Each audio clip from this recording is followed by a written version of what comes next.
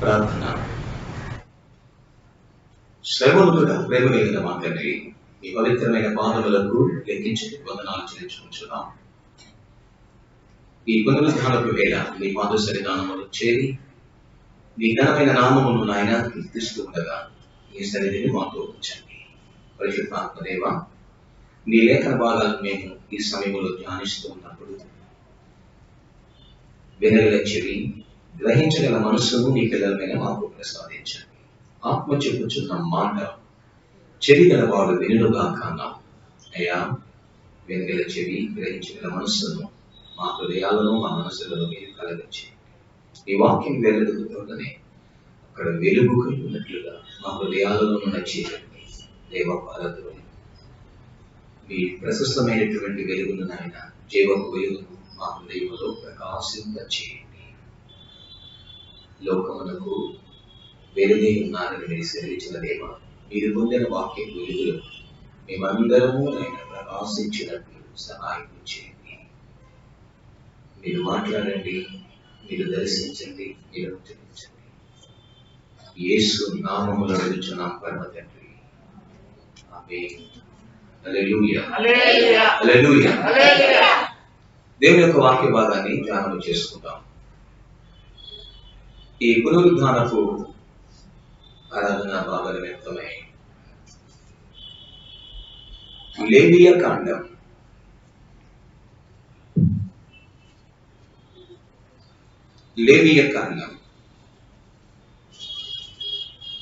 20వ అధ్యాయం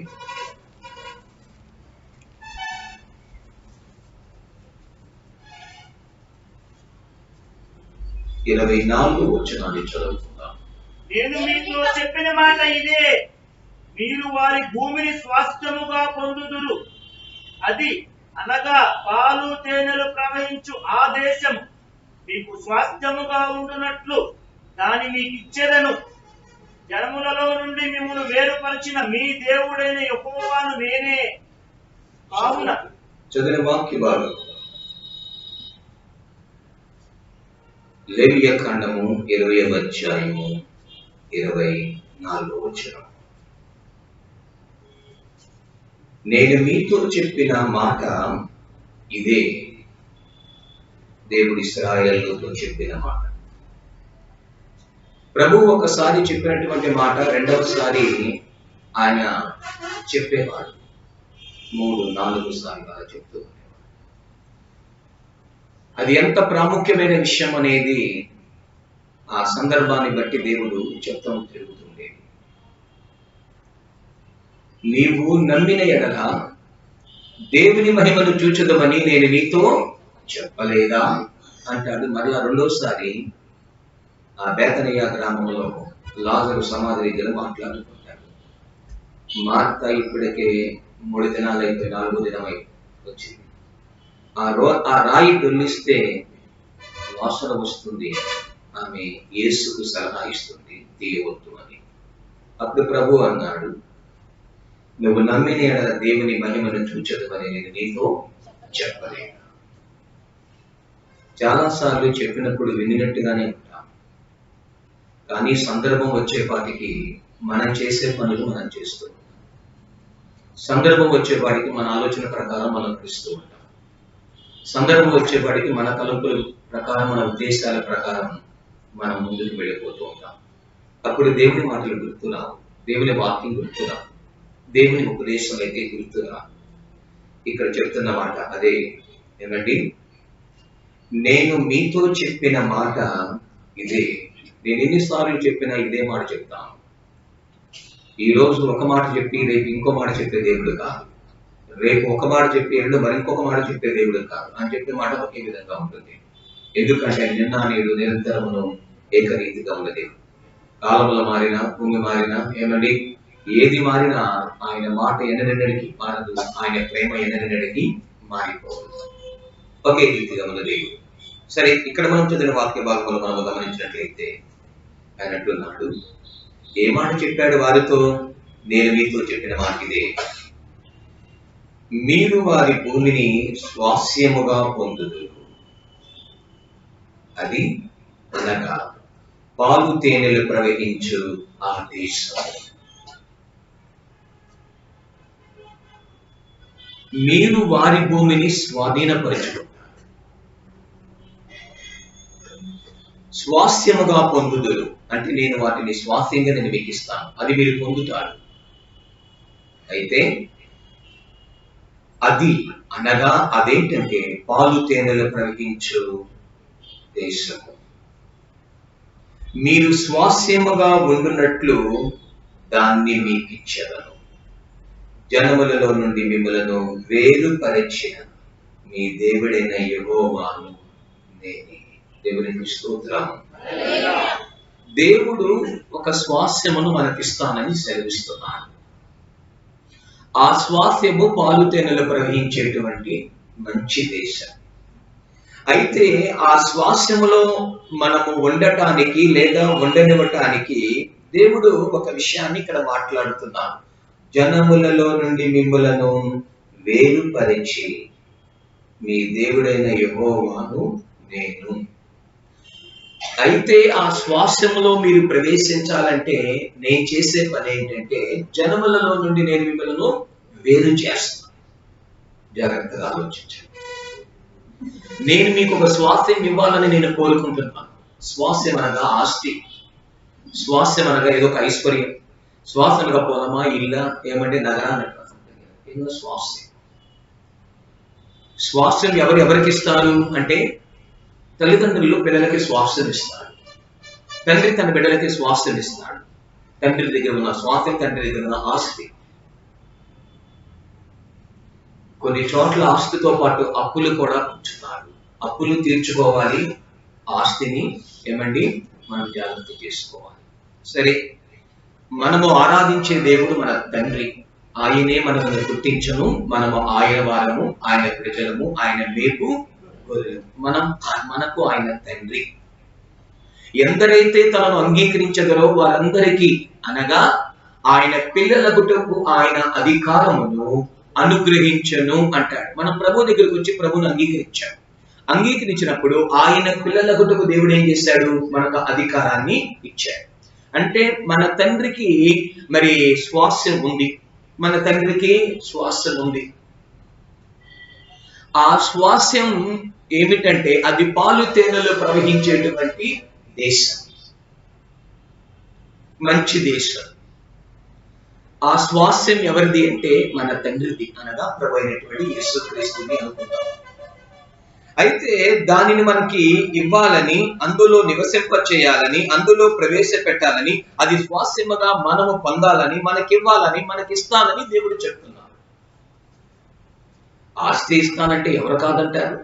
ఏవండి, డబ్బులు ఇస్తానంటే ఎవరికైనా చేదా?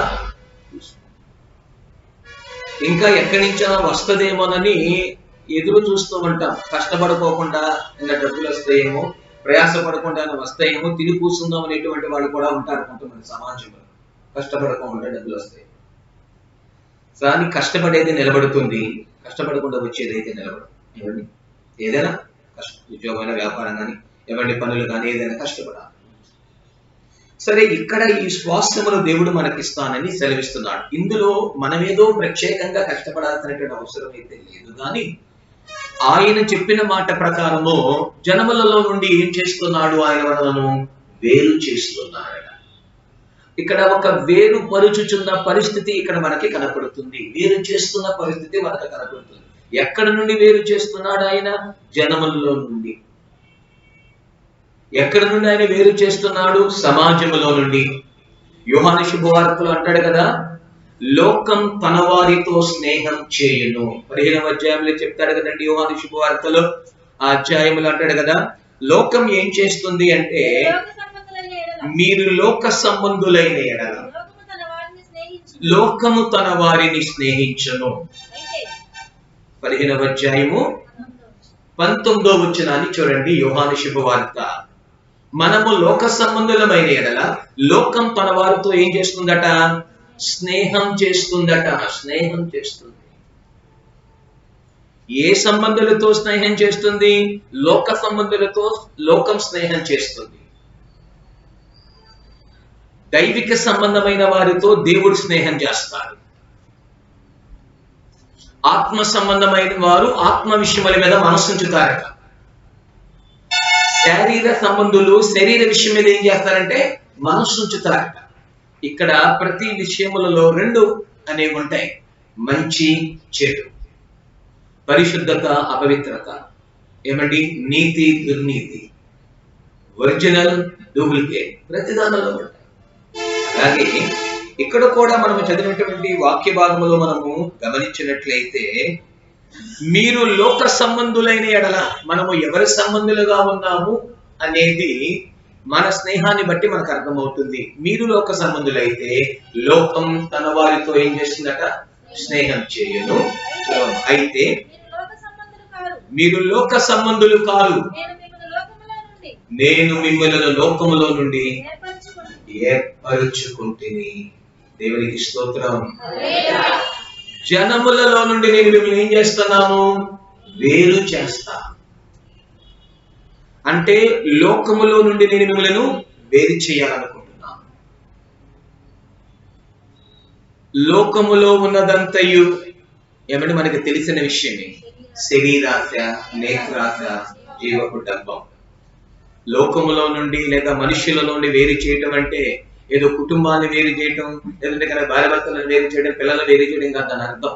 లోకములో ఉన్నదంతా ఏంటంటే శరీరాశ, నేత్రాశ, జీవపు డబ్బం. ఇలాంటి వ్యక్తులు లేదంటే ఇలాంటి సమాజంలో ఇలాంటి లోకములో మనం ఉన్నాం.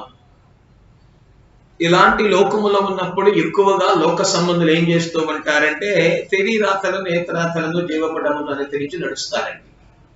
అందుకే కీర్తన ప్రారంభంలో దైవిక సంబంధమైన స్థుతితో ప్రారంభించలేదు కానీ, లేదా దైవిక సంబంధమైనటువంటి దేవునిని గణపరచటం నుంచి ప్రారంభించలేదు కానీ, ఎక్కడి నుంచి మొదలు పెట్టాడు అంటే దుష్టుని ఆలోచన చొప్పున నడవక, పాపుల మార్గమున నిలవక, అపహాసకులు కూర్చుండు చోటు కూర్చుండక అని చెప్తాడు. కీర్తన మొదటిగా ఆ గ్రంథకర్త లేక దావీదు ప్రారంభములో అక్కడి నుంచి మొదలు పెట్టాడు.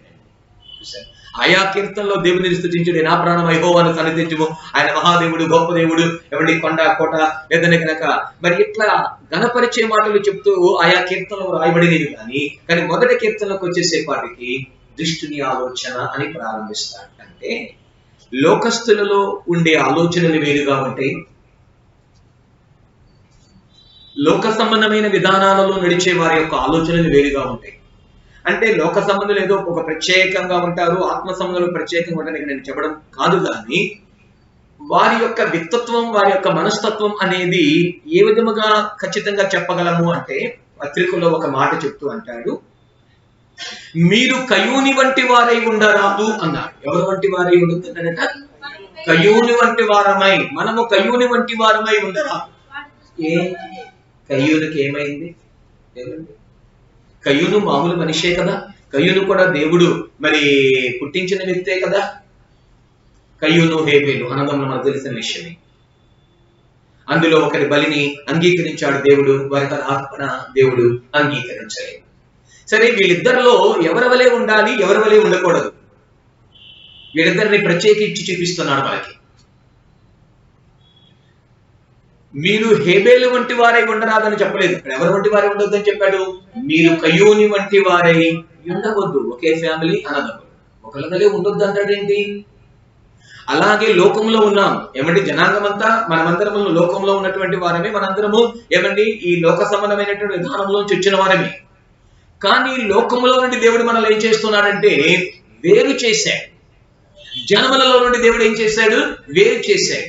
ఇక్కడ కయ్యూను హేబేలు ఒకటి కాదు, వారి జననం ఒకే తల్లి గర్భంలో పుట్టినప్పటికీ సరే వారి యొక్క వ్యక్తిత్వము, వాళ్ళ మనస్తత్వం, వాళ్ళ స్వభావం ఎలాంటిది అంటే ఇక్కడ కయ్యూని వంటి వారై ఉండరాదు అని చెప్పాడు. ఎందుకు అలా ఉండవద్దన్నాడు అంటే, కయ్యూను వాడు దృష్టిని సంబంధి అయి తన సహోదరుడిని చంపెను. ఏ సంబంధిగా కనబడుతున్నాడు కయ్యూని ఇక్కడ? వాడు దుష్ట సంబంధి. మరి దేవుడేగా పుట్టించింది, ఎలా మారాడు దుష్టుడు?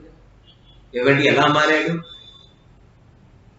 తన అర్పణ దేవుడు అంగీకరించలేదని, తన అర్పణ దేవుడు స్వీకరించలేదని, తన సహోదరుడి యొక్క ఆ బలిని అంగీకరించాడని. చూసారా? ఒకవేళ ఏదైనా అడిగితే దేవుని అడగొచ్చు కదా, అయ్యా నా సహోదరుడు యొక్క బలిని నువ్వు అంగీకరించావు, నా అర్పణ నీవు ఎందుకు అంగీకరించట్లేదు అని అడిగితే దేవుడు ఏం చెప్పేవాడు. కానీ ఇక్కడ ఏం చేస్తున్నాడు అంటే దుష్ట సంబంధమైన మనస్సు వచ్చేసింది. అందుకే దుష్టుని ఆలోచన చొప్పున నడువక అంటాడు. దుష్టుడంటే ఏదో అపవాది, ఆ దుష్టుడంటే ఏదో సైతాను అలా అనుకోమాకండి. వాడు దుష్ట సంబంధి. మనం భక్తి చేస్తూ ఉన్నాం, ఎవరి సంబంధాలుగా మనం భక్తి చేయాలి. మనము దేవుని దగ్గరికి వస్తున్నాం, ఎవరి సంబంధాలుగా దేవుని ఆరాధించాలి. మనం లోకములో నుండి దేవుని ఎదురుకు వచ్చాం. అయితే వచ్చిన మనము ఆ లోక సంబంధుల వలె కాకుండా ఉండాలి. లోక సంబంధులైతే లోకము తన వారితో స్నేహం అనేది చేస్తుంది.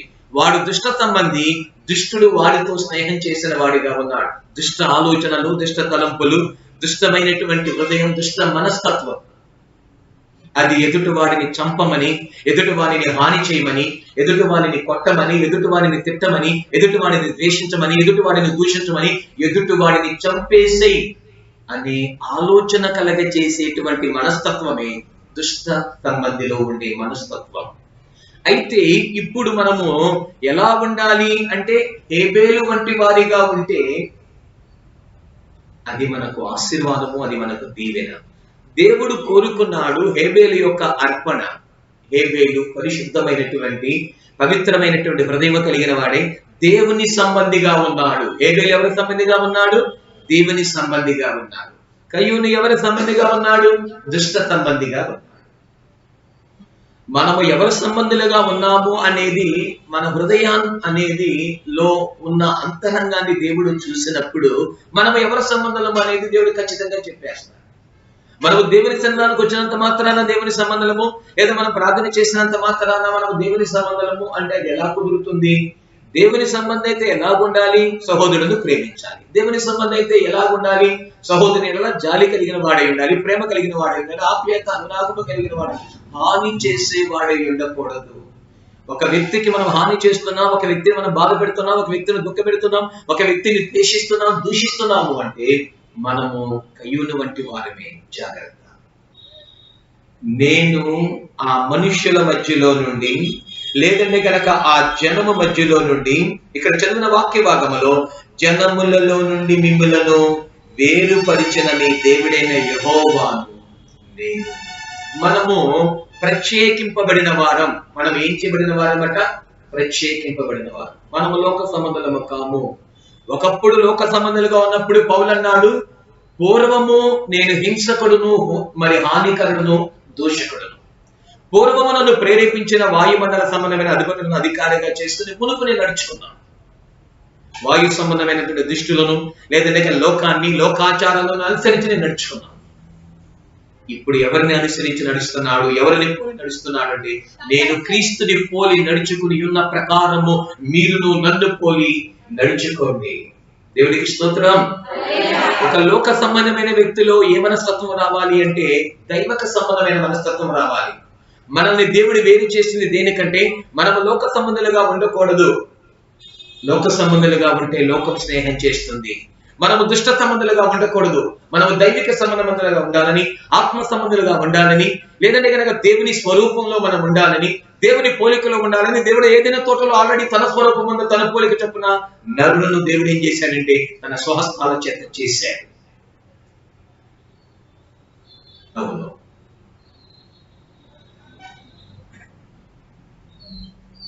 ఓ పరదేశీ, ఓ పరవాసి, ఎడారి జీవిత సహవాసి, ఎడారి జీవిత సహవాసి, సాగే జీవిత పయనములో, సాగే జీవిత పయనములో, ఎక్కడికి నీ ప్రయాణము, ఎందాక నీ ప్రయాణము, ఎక్కడికి నీ ప్రయాణము, ఎందాక నీ ప్రయాణము. ఓ పరదేశీ, ఓ పరవాసి, ఎడారి జీవిత సహవాసి, ఎడారి జీవిత సహవాసి, అన్నిటికీ తీశాడు, తన రూపం చేశాడు, జీవమునిచ్చాడు, జీవింపచేశాడు. మట్టిని తీశాడు, తన రూపం చేశాడు, జీవమునిచ్చాడు, జీవింపచేశాడు. నరకము నుండి పరములకు, నరకము నుండి పరములకు, నాకుడు ఈసన్నా, నాకుడు ఈసన్నా, నాకుడు ఈసన్నా, ఈసన్నా, భగవతి ఓ భగవాని, వేదాది జీవిత భావాన్ని, వేదాది జీవిత భావాన్ని, సాగే జీవిత పయనములో, సాగే జీవిత పయనములో, గడిపే నీ ప్రయాణం ఎందాకని, గడిపే నీ ప్రయాణం ఎందాకని ప్రయాణం. హల్లెలూయా. ఈ నరుడును చేసి తన స్వరూపము, తన పోలిక, తనలో ఉన్న జీవాన్ని ఇచ్చి మనిషిని తన స్వాస్యములోనికి అనగా తన పిల్లలను తన రూపములో తన పోలికలో చేస్తున్న దేవుడు. ఆయన మనకు తండ్రి అయ్యాడు, మనము ఆయనకి కుమారులము కుమార్తెలము అయ్యాం. ఆయనలో ఉన్న మహిమను, ఆయనలో ఉన్నటువంటి ప్రశస్తమైనటువంటి ఆ జీవమును మనకిచ్చాడు. ఆ జీవముతోనూ ఆ మహిమతో మనము దేనిని స్వతంత్రించుకోవాలని అంటే ఆ దేవాది దేవుని యొక్క స్వాస్యం. మనం చదివిన వాక్య భాగంలో కూడా అదే, నేను మీతో చెప్పిన మాట ఇదే, మీరు వారి భూమిని స్వాధీనపరుచుకున్నట్లుగా లేదా స్వాస్యము పొందినట్లుగా పాలు తేనెలు ప్రవహించే దేశం మీకు ఇచ్చేదనని ఆ జన్మలలో నుండి మిమ్మల్ని ఏం చేస్తున్నానంటే వేరుపరిచే దేవుడు యెహోవాను నేనే, మీకు ఇచ్చేదను, మీకు స్వాస్యముగా ఉండునట్లు మీకు ఇస్తాను. ఇహలోకంలో అది కానానుగా పిలువబడవచ్చు.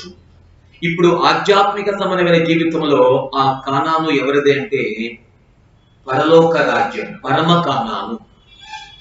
అది మీకు ఇస్తాం, అది నా తండ్రిది. ఎవరిదంటే ప్రభు అంటున్నాడు, అది నా తండ్రిది, నా తండ్రి స్వాస్థ్యం, దానిని మీకు ఇస్తాను, మీకు ఇచ్చేదని చెప్తున్నాను.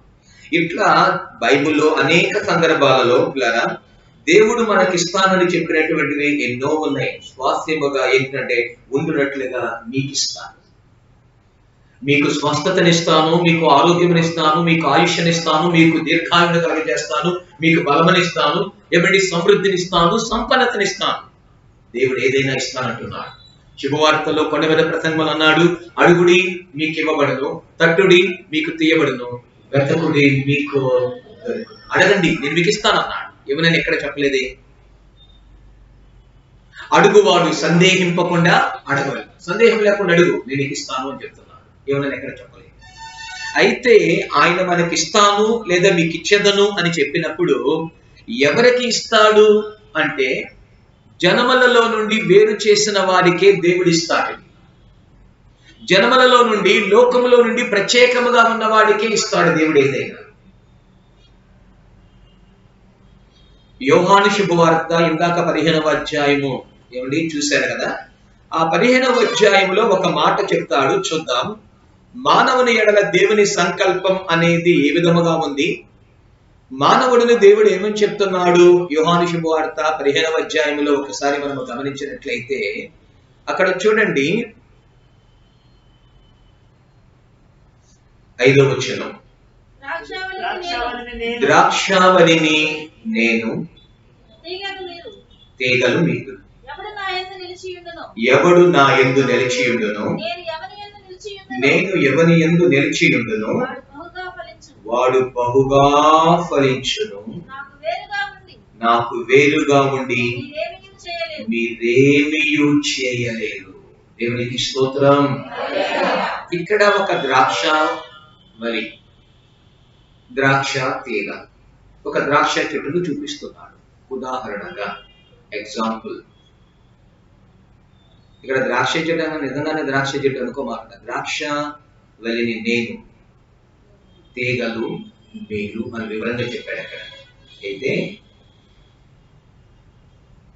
ఎవడు నా యందు నిలిచియుండునో, దేవునిలో ఎవరైతే నిలబడతారో, లోకములో కాకుండా, లోక సంబంధమైన మనుషులలో కాకుండా, లోక సంబంధమైనటువంటి సిద్ధాంతాలలో, లోక సంబంధమైన పద్ధతులలో నిలబడకోకుండా మనం ఎవరిలో నిలబడాలి అంటే, ఎవరు నా యందు నిలిచియుండునో, నేను ఎవరి యందు నిలిచియుండునో వాడు బహుగా ఫలించును. మరి ఏం చేస్తారట? బహుగా ఫలిస్తాడు. అంటే మనము బహుగా ఫలించాలని దేవుని సంకల్పం ఆది కాండంలోనే చెప్తాను, మొదటి అధ్యాయంలోనే. ఏమని? మీరు ఫలించి అభివృద్ధి చెంది భూమిని నింపండి. ఆదాము వాళ్ళు చెప్తున్నారు, ఫలించి అభివృద్ధి చెంది భూమిని. మన కుటుంబాలు ఫలించాలని, మన సంఘము ఫలించాలని, మన బిడ్డలు ఫలించాలని, అన్ని విషయాలలో ఎవడి ఫలభరితముగా ఉండాలని, సంతోషభరితముగా ఉండాలని, ఎవడి ఫలభరితమైనటువంటి అనుభవం కలిగి ఉండాలని కోరుకుంటున్నాం. ఏదైనా సంతోషకరమైనటువంటి శుభగర్యలు లేదా శుభ కార్యక్రమాలు జరిగినప్పుడు ఏం చేస్తాం? ఏమండి, అరటిపళ్ళు చేతులు పెడతాం, కానీ కొన్ని ఫ్రూట్స్ పెడుతూ ఉంటాం. అంటే అది శుభ సూచనానికి మంచిది. అంటే జీవితం అనేది ఒక చక్కని ఫలభరితమైన జీవితముగా ఉండాలి అని. నిజమే. అలాగే మీరు ఫలించి అభివృద్ధి చెందండి. మనం ఫలించాలని దేవుని ఆలోచన. మీరు ఫలించి అభివృద్ధి చెందడం వలన తండ్రి నామానికి మహిమ అని చెప్పడితే 15వ మరి అధ్యాయంలో యోహాను శుభవార్త. ఫలించాలి. మనం ఆర్థికంగా ఫలించాలి, ఆత్మీయంగా ఫలించాలి, శారీరకంగా ఫలించాలి. ఏమండి, అలాగే ఆరోగ్యపరంగా మనం ఎప్పుడు ఎలా ఉండాలంటే ఒక ఫలభరితమైన విధంగా ఉండాలి. అతడు నీటి కాలవన ఏరన నాటబడిన వాడే, ఆకు వాడక తన కాలం ముందు ఫలమిచ్చు చెట్టు వలె ఉండును. ఆ చెట్టు ఎవరు అంటే మనమే. ఆ నీరు ఏమిటంటే దేవుని వాక్యం. చెట్టు ఎక్కడో ఎడారిలో ఉంటే, చెట్టు ఎక్కడో నీళ్లు లేని ప్రదేశంలో ఉంటే అది ఎలా ఏమిటి చిగురిస్తుంది? అది ఎలా ఫలిస్తుంది? అతడు నీటి కాలంలో ఏరన నాటబడని. ఎవరి గురించి మాట్లాడుతున్నాడు ఇక్కడ? పైనేమో దుష్టుడు అన్నాడు, ఎవరి అపహాసకులను పాపులు అన్నాడు. ఆ తర్వాత కిందకు వచ్చేపడికాడు మాట చెప్పాడు, ఎవరంటే యెహోవా ధర్మశాస్త్రమనందు ఆనందించుచు దివారాత్రులు దానిని ధ్యానించువాడు ధన్యుడు. ధన్యుడు అతడు నీటి కాలవల ఏరన నాటబడిన వాడే అని చెప్తాడు అక్కడ. ఏమండి, అలాగే మనం ఎక్కడ ఉన్నాం? ఒకప్పుడు లోకములో ఉన్నాం, ఒకప్పుడు ఎక్కడ ఉన్నాం? లోకాశలలో ఉన్నాం, ఒకప్పుడు శరీరాశలలో, నేత్రాశలలో ఉన్నాం.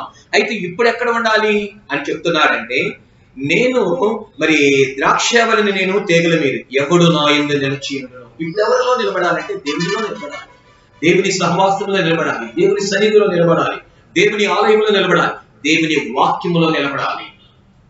యెహెజ్కేలుతో అంటున్నాడు, నరపుత్రుడా నీవు చక్కగా నిలబడము, నేను నీతో మాట్లాడవలసిన వాడనై ఉన్నాను. దేవుడు ఏమన్నా అంటే, నేను నీతో మాట్లాడతాను, నువ్వేం చేయాలి? చక్కగా నిలబడము. యెహోషువపాతు శత్రువులు తన మీదకి వచ్చినప్పుడు తన మనస్సు నిలిపి యెహోవా సన్నిధానానికి ఏం చేశారంటే తన మనస్సు నిలిపాడు. నిలబడడం అంటే మనం కాదు, ఇక్కడ ఏదో నిలబడి అటెన్షన్ లో నిలబడడం అని కాదు కదా అర్థం. మన మనస్సు నిలపాలి, మన మనస్సు ఆయనలో నిలిచి ఉండాలి, మన ఆలోచనలు ఆయనలో నిలిచి ఉండాలి, మన తలంపులు ఆయనలో నిలిచి ఉండాలి. ఎవరి ప్రతిదీ ఆయనలో నిలబడాలి. మనం అంతే.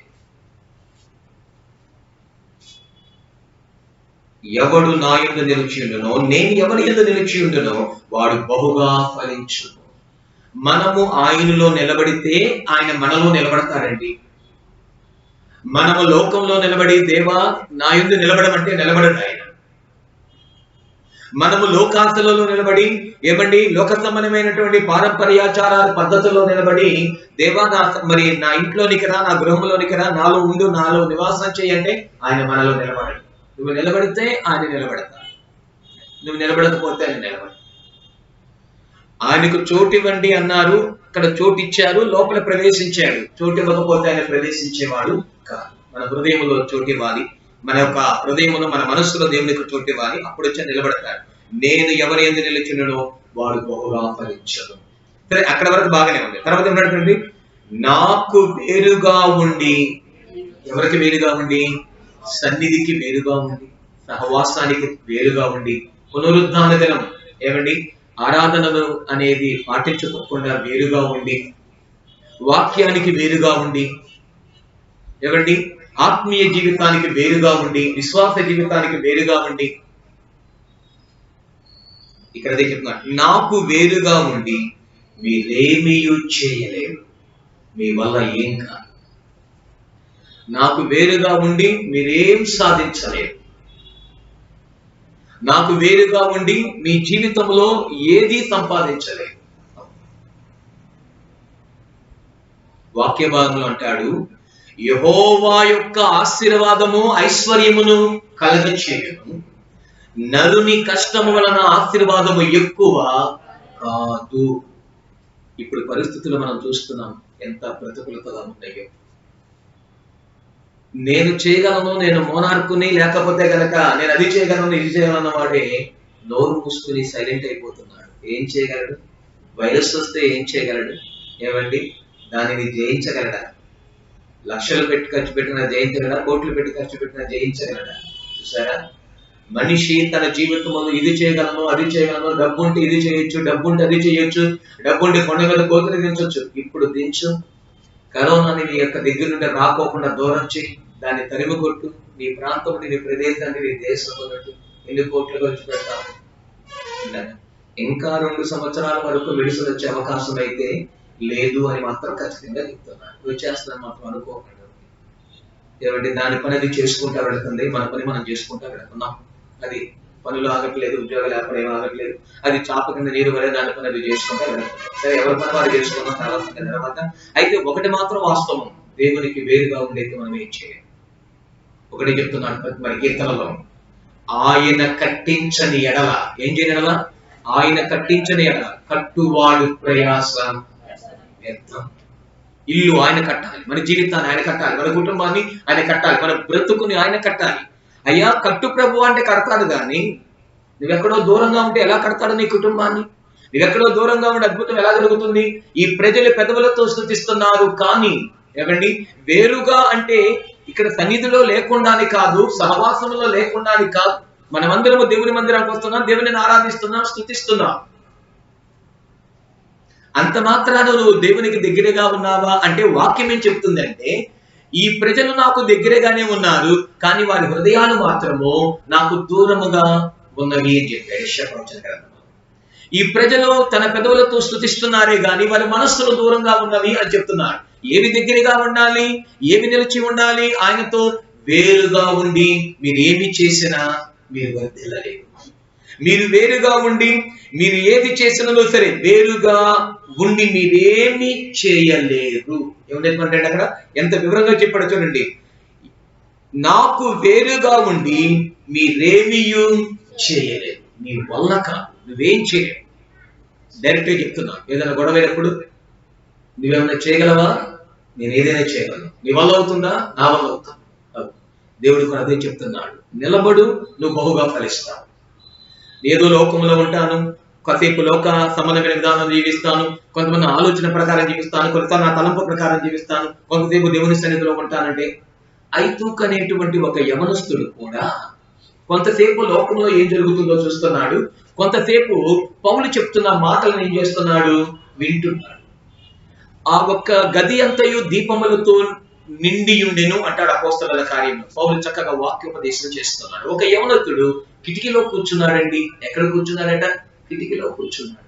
వాడు ద్విమనస్కుడు అనేది వాడు కూర్చున్న తీరి అర్థమైపోతుంది అక్కడ.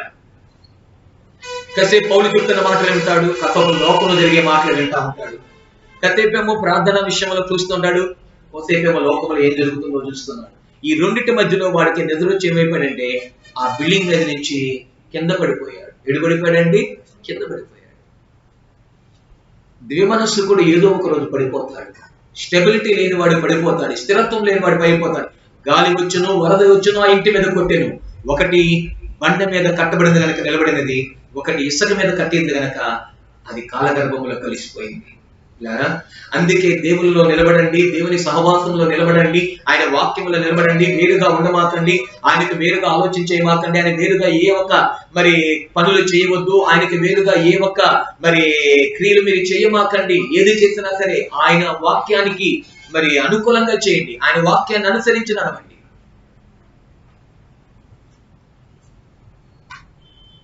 సంఖ్యాకాండంలో ఒక మాట చెప్తూ అంటాడు,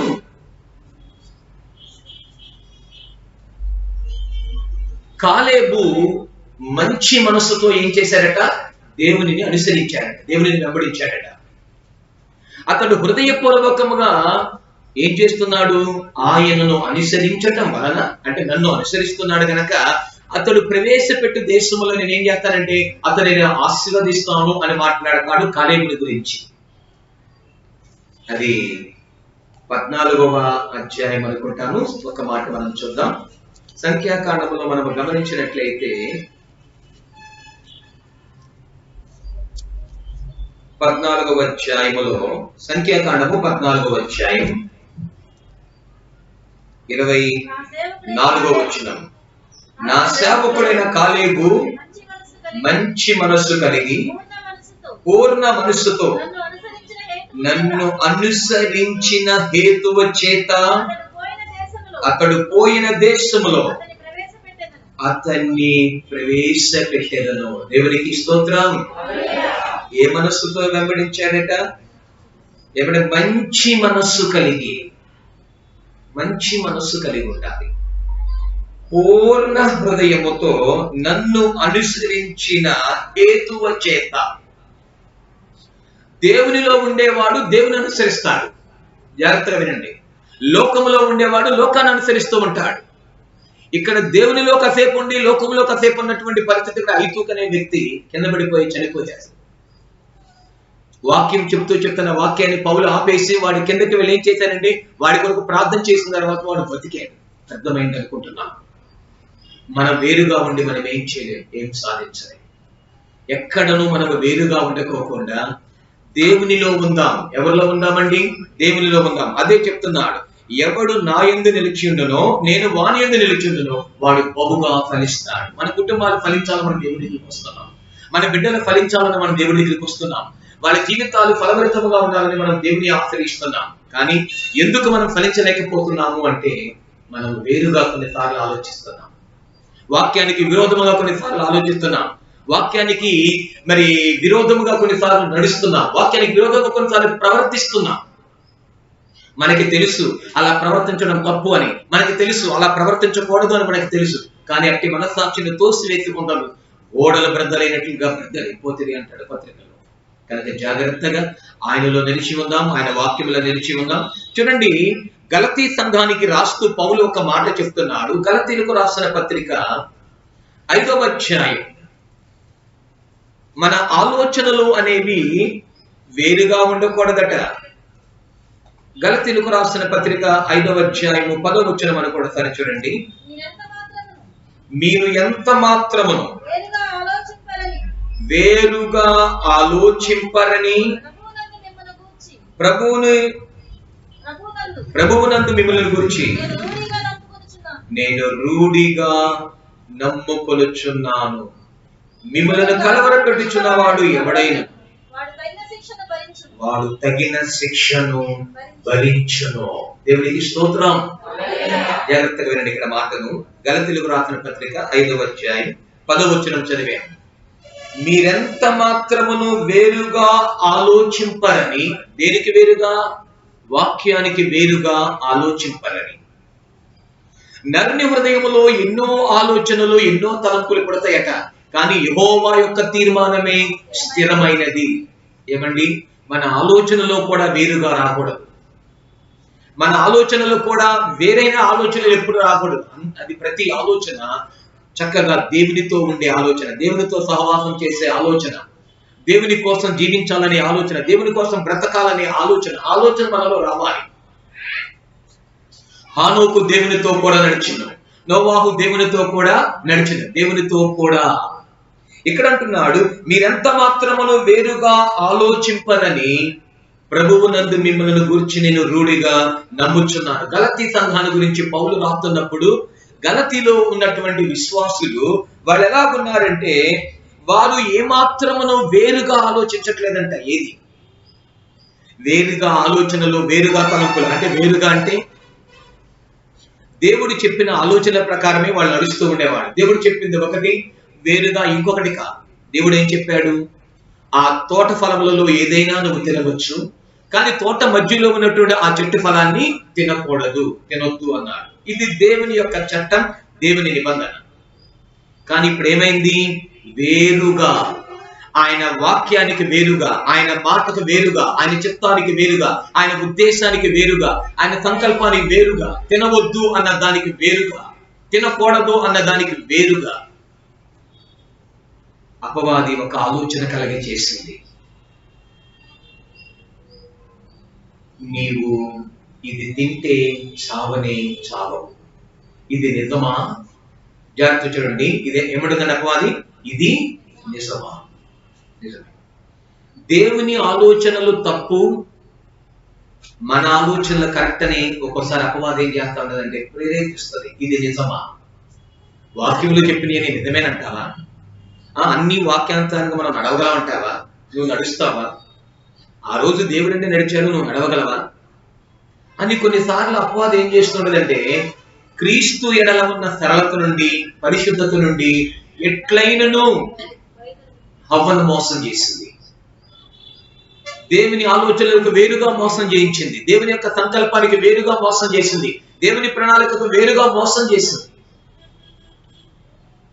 దేవుడు మనల్ని ఫలించాలని, మనం అభివృద్ధి చెందాలని, మనము దీవింపబడాలని, తన స్వాస్థ్యాన్ని మనకి ఇవ్వాలని, తన రాజ్యాన్ని మనకి ఇవ్వాలని, తనలో ఉన్న నెమ్మదిని, శాంతిని, సమాధానమును, సంతోషమును మనకి ఇవ్వాలని ఆయన కోరుకుంటుంటే దీనికి విరోధమైన ఆలోచన అపవాదం ఏం చేసింది? ఏమండి? హవలో కలగజేసింది. ఇది నిజమా? ఇది నిజం కాదు. నేను చెప్పేది నిజం, విను. నువ్వు తింటే నీ కళ్ళు తెరవబడతాయని చెబుతుంది. ప్రభు అన్నాడు, నువ్వు తిని తినమని నిశ్చయముగా నువ్వు చస్తావు. దేవుని ఆలోచన ఏంటి? దేవుని చిత్తం ఏంటి?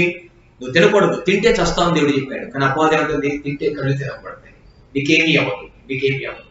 ఇలా చాలా సార్లు కొన్ని ఆలోచనలు, అందుకే అంటాడు కదా, నీ మీద దృష్టి ఉంచదను, నీకు ఆలోచన చెప్పదను, నీకు ఉపదేశము చేసేదను, నీవు నడవలసిన త్రోవని నిన్ను నడిపించదను. ఆయన నడిపిస్తాడు మనల్ని. ఆయన ఆలోచన ఏంటి అనేది నువ్వు ప్రార్థన చేస్తే, ఆయన చిత్తం ఏంటి అనేది నువ్వు ప్రార్థన చేస్తే, నువ్వు బైబిల్ చక్కగా చదువుకుంటున్నప్పుడు దేవుని ఆలోచన ఎలాగుంటాయి, దేవుని సంకల్పం ఎలాగుంటుంది, దేవుని ఉద్దేశం ఎలాగుంటుంది, లోక సంబంధమైన పరిస్థితులు ఎలాగున్నాయి. మనం లోకస్తులుగా ఉండకూడదు, లోక సంబంధులుగా ఉండకూడదు, దేవునికి విరోధంగా ఆలోచించకూడదు, దేవునికి వేరుగా మనం ఏది చేయకూడదని ఏం చేస్తుందంటే అలాంటి ఆలోచన దేవుడు మనకు కలగజేస్తాడు. ఇక్కడ అదే చెప్తున్నాడు, గలతీలో ఉన్న సంఘము, ఏమండి, మీరెంత మాత్రం వేరుగా ఆలోచింపరని ప్రభునందు మిమ్మల్ని కూర్చి నేను రూఢిగా నమ్ముకొనుచున్నాను. మిమ్మల్ని కలవరి పెట్టుచున్న వాడు ఎవడైనను వాడు తగిన శిక్షను భరించును. సేవకుడు మీ మీద కొన్ని నమ్మకాలు అనేవి పెట్టుకుంటాడు. ఇప్పుడు పౌలు కూడా గలతీ సంఘంతో అదే చెప్తున్నాడు, మీరు వేరుగా ఆలోచించరని ప్రభునందు మిమ్మల్ని గూర్చి నేను రూఢిగా నమ్ముచున్నాను. మీకు వేరే ఆలోచనలు ఉండవని, వేరే తలపులు ఉండవని, వేరే ఉద్దేశాలు ఉండవని రూఢిగా నమ్ముతున్నాను. అలాంటి నమ్మకాన్ని పుట్టించుకోవాలి విశ్వాసి. దేవునికి స్తోత్రం. సేవకుడు చెప్తున్నారు ఇక్కడ గలతీ సంఘానికి, మీరు వేరుగా ఆలోచించరని రూఢిగా నమ్ముతున్నాను. మనం వేరుగా ఆలోచించుకోవాలి. వాక్యానికి విభిన్నముగా మనం ఆలోచించుకోవాలి. ఒక పని చేస్తున్నాం, అది దేవుని చిత్తమా కాదా? ఒక మాట మాట్లాడుతున్నాం, అది దేవుని చిత్తమైందా కాదా? లేదా దేవునికి విరోధమైన, మనం మాట్లాడే మాట దేవునికి విరోధంగా ఉందా? మనం నడిచే నడక దేవునికి విరోధంగా ఉందా? విరోధమైతే కనుక మనం ఏమి చేసిన అందులో వర్ధిల్లాం. మనం ఏమి చేసిన అందులో మన వల్ల ఏమి కాదు. మీరేమీ చేయలేదు. నాకు వేరుగా ఉండేది, మీరేమీ చేయలేదు. ఆయన ద్రాక్షావళి, నిజమైన ద్రాక్షావల్లివి నీవు, నిత్యమైన సంతోషము నీలోనే. నిజమైన ద్రాక్షావల్లి నీవు, నిత్యమైన సంతోషము నీలోనే. శాశ్వతమైనది, ఎంతో మధురమైనది, నాపై నీకున్న ప్రేమ, ఎనలేని ప్రేమ, ఎనలేని ప్రేమ. నా ప్రాణ ప్రియుడా, శ్రేష్టమైన ఫలములతో అర్పించుచున్నాను, సర్వము నీకే అర్పణగా. నా ప్రాణ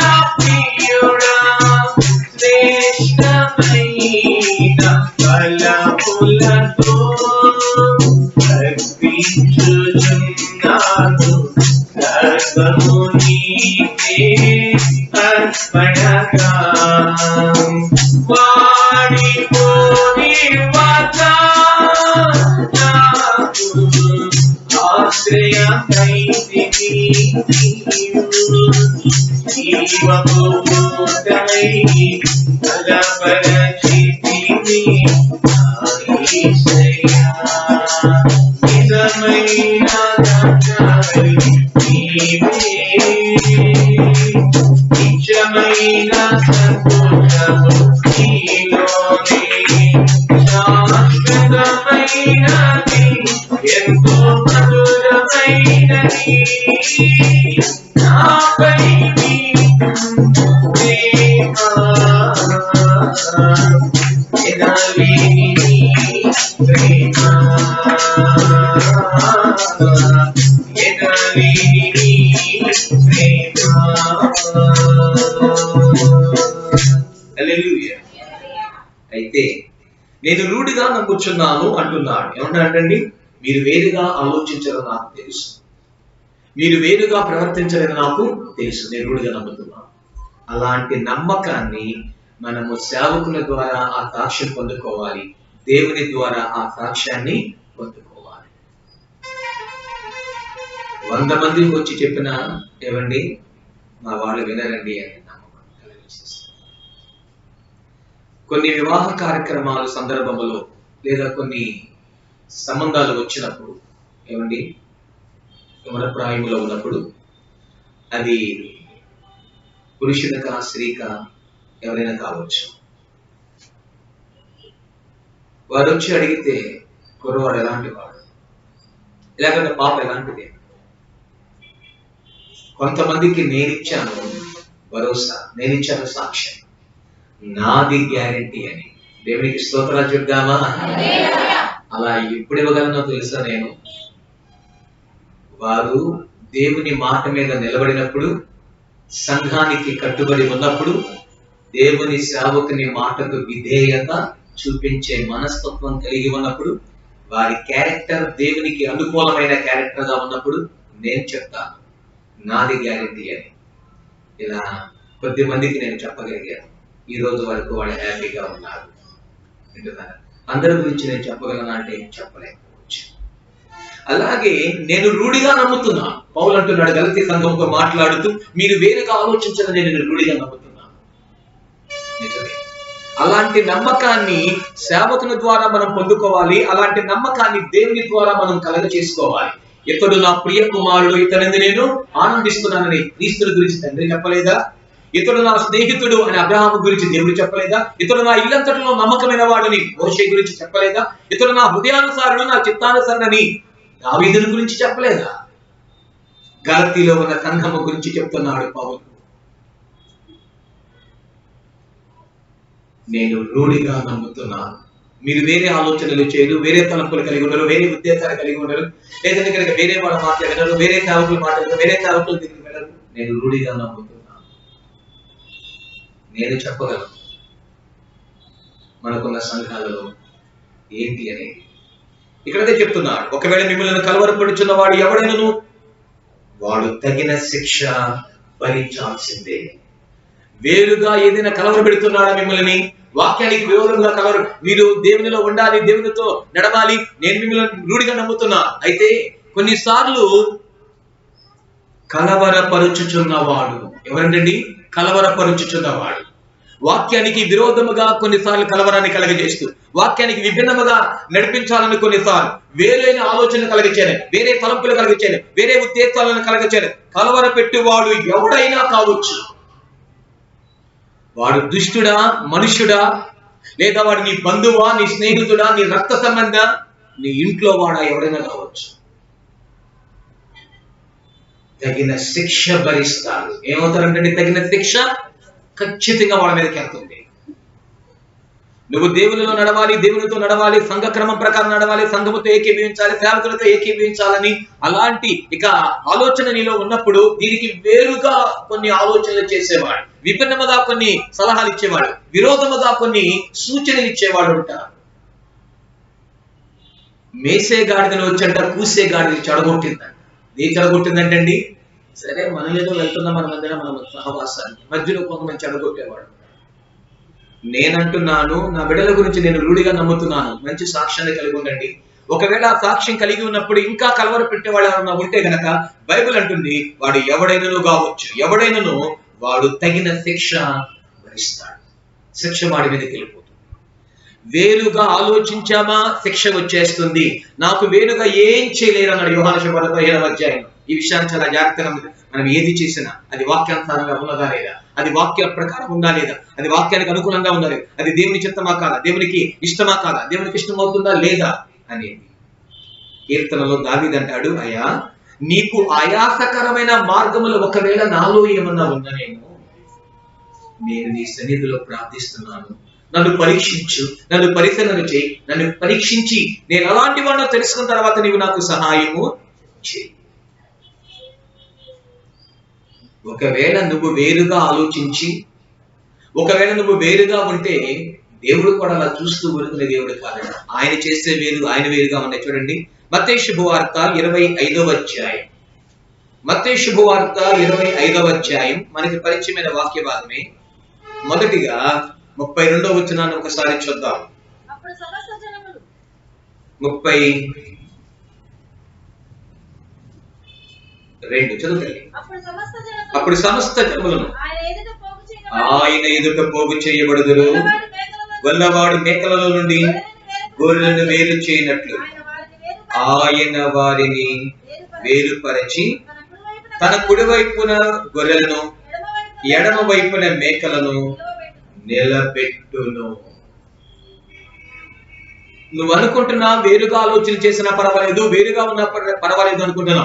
కానీ ఒక దినా నేను ఏం చేస్తున్నానంటే, గొల్లవాడు గొర్రెలను మేకలను వేరు చేయనట్లుగా ఆయన కూడా వేరు చేసే సమయం ఒకటి ఉంటుంది. ఇక ఆయన వేరు చేయడం మొదలు పెడితే ఎలా ఉంటుంది తెలుసా? మేకలు ఒకవైపు, గొర్రెలు మరొక వైపు. వేరే ఆలోచన చేసిన వాడు మేకల గుంపులోకి వెళ్ళిపోతూ ఉంటాడు, వేరే తలంపులు కలిగిన వాడు మేకల గుంపులోకి వెళ్ళిపోతూ ఉంటాడు. వేరుగా ఉన్నటువంటి ద్రాక్షాలను తెగల మీరు నాకు వేరుగా ఉండి ఏం చేయలేదు, వారందరూ మేకల గుంపులోకి వెళ్ళిపోతారు. అంటే ఎడమ వైపు, కుడి వైపు ఉన్న వారు గొర్రెల గుంపు అన్నాడు. ఆయన వేరు చేస్తున్నాడు. మేకలకి ఏమి ఇస్తున్నాడు, గొర్రెలకి ఏమి ఇస్తున్నాడు? మనకు తెలిసిన వాక్యమే. మేకలకేమో నిత్య నరకం అన్నాడు, గొర్రెలకేమో నిత్య జీవము. ఏమండి అదేమంటుంది అక్కడ? లోకం పుట్టిన మొదలుకొని మీ కొరకు సిద్ధపరచబడిన రాజ్యమును స్వతంత్రించుకోండి. అదే ఆయన స్వాస్యం. మనం మొట్టమొదటి చదివినటువంటి ఆ లేవీ కాండం 20వ అధ్యాయము ఆ 24వ వచనములో మనకి ఇవ్వాలనుకునే స్వాస్యం అది, మనకి ఇవ్వాలనుకున్న రాజ్యం ఇది. మన తండ్రి రాజ్యం ఏంటంటే పరలోక రాజ్యం. అక్కడ చెప్పాడు ఏమని?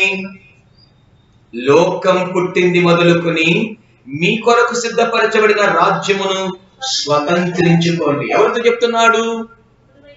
గొర్రెల గుంపుతో చెప్తున్నాడు, కుడివైపు ఉన్న వారితో చెప్తున్నాడు. లారా ఆయన కూడా వేరు చేసే సమయం ఉంది, వేరు చేస్తాడు. వేరుగా నువ్వు ఉంటే నువ్వు వేరైపోతావు, మేకల గుంపులోకి వెళ్ళిపోతావు. నువ్వులో వేరే ఆలోచన ఉంటే, వాక్యానుసారంగా కాకుండా నీ సొంత ఆలోచనలు, నీ సొంత ఉద్దేశాలు, నన్ను విడిచి అపవాదిని తన దూతను వెంబడించింది కనుక నీ కొరకు ఏర్పడిన నిత్య నరకాగ్నిలోనికి పో. ఇదే మత్తయి శుభవార్త. ఏమండి మనం గమనించినట్లయితే 8వ వచనములో మనం చూద్దాం. 25వ అధ్యాయము 8వ వచనం. బుద్ధి లేని ఆ కన్యకలు మా దివిటీలు ఆరుపోవచ్చున్నవి గనక మీ నూనెలో కొంచెము మాకి మరి బుద్ధి గల వారిని అడిగిరి. ఇక్కడ 2 గుంపులు కనబడుతున్నాయి. ఇక్కడేమో గొర్రెలు, మేకలు. ఇక్కడికి వచ్చేసేపాటికి బుద్ధి గలవారు, బుద్ధి లేనివాడు. బుద్ధి గలవాడు మాట వింటాడు, బుద్ధి లేనివాడు మాట వినడు. ఏమండి ఇక్కడ 2 గుంపులు కనబడుతున్నాయి. వెలుగుచున్న దీపాలు కలిగిన వారు 5గురు, దీపములో ఆరిపోవటానికి సిద్ధముగా ఉన్నవారు 5గురు. బుద్ధి గల వారు 5గురు, బుద్ధి లేని వారు 5గురు, సిద్ధపడిన వారు 5గురు, సిద్ధపాటు లేని వారు 5గురు. వేరు చేయబడుతున్నారు. ఎక్కడ ఎలా వేరు చేయబడుతుంది? దివిటీలు ఎవరైతే ఆరిపోతున్నాయో వారు బుద్ధి లేనివారు, దివిటీలు ఎవరైతే ఆరిపోతున్నాయో వారి సిద్ధపాటు లేనివారు. ఏమారిపోతున్నాయి మన జీవితంలో? ఏమారిపోతున్నాయో తెలుసా? ప్రార్థన అనే దీపము వెలుగుతూ ఉండాలి ప్రతి ఇంట్లో, అవి నిత్యము వెలుగుతూ ఉండాలి. గత ఆదివారం ఇక్కడ చెప్పింది దీపావళి. మరి నిజమైన దీపావళి ఏంటి అనేది శనివారం జరిగింది. ఇప్పుడు లోక సంబంధంగా ఆదివారం చెప్పాను. నిత్యము వెలుగుతూ ఉండాలి దీపం. మన ఇంట్లో ప్రార్థన అనే దీపము నిత్యము వెలుగుతూ ఉండాలి. వాక్యం అనే దీపము నిత్యము వెలుగుతూ ఉండాలి. విశ్వాసం అనే దీపము నిత్యము వెలుగుతూ ఉండాలి. భక్తి రోజు రోజుకి, ఆసక్తి అనే దీపము, ఆశ అనే దీపము, తృష్ణ, ఆ తీవ్రత అనే దీపం ఏం చేస్తూ ఉండాలి? వెలుగుతూ ఉండాలి. 5 వెలుగుతూ ఉన్నవి.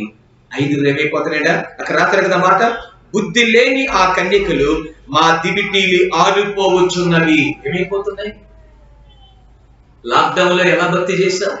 6 నెలలు ఇంట్లో కూర్చుని ఎలా భక్తి చేశా? సరే, అయిపోయిన తర్వాత, మందిరం మొదలైన తర్వాత ఎలా చేస్తున్నావు భక్తి? ఆ 6 నెలల్లో ఏమంటే సోమరతనంగాను, ఆరాధన లేకుండా, సరైన విధానం లేకుండానే అలాగే మరలా ఉంటుందా? మండాలి, వెలగాలి, దీపాలు వెలుగుతుండాలి. ఆరిపోవచ్చున్న వారి దీపములు 5, వెలుగుచు ఉన్న దీపములు 5. వెలుగుచున్న వారు లోపల ప్రవేశించారు. దీపములు ఆరిపోవచ్చున్న వారు ఏమయ్యారంటే లోపల ప్రవేశించలేదు.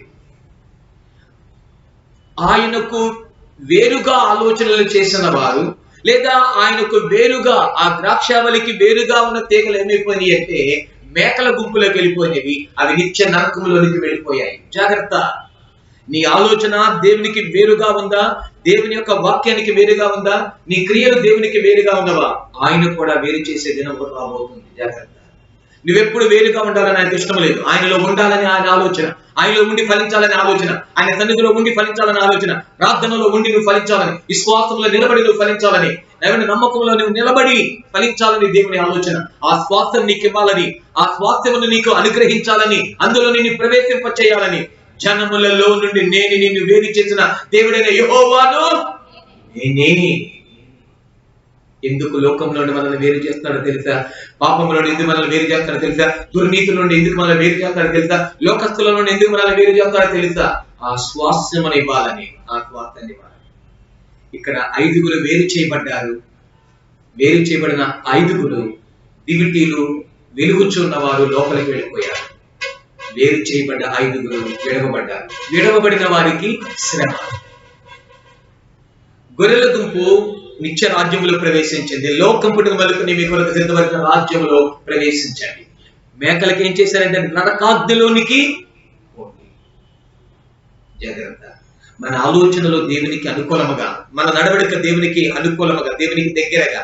మరొక మాట మనము చూసినట్లయితే అదే 25వ అధ్యాయములో అనుకుంటా, ఏమండి వాక్య భాగంలో మనం గమనించినట్లయితే మరొక మాట మనం చూసినట్లయితే మత్తయి శుభవార్తలోన అక్కడ ఒక మాట రాస్తాడు. ఆయన ఏం చేస్తున్నాడంటే ఒక వలను, పరలోక రాజ్యం అనేది ఒక వలను పోలి ఉన్న, సముద్రంలో వేటకు వెళ్ళినటువంటి ఒక వ్యక్తిని పోలి ఉన్నది. ఏం జరిగింది? ఆ వల నిండిన తర్వాత దానిని ఒడ్డుకు లాగి, ఎక్కడికి లాగట? ఒడ్డుకు లాగి ఆ జాలని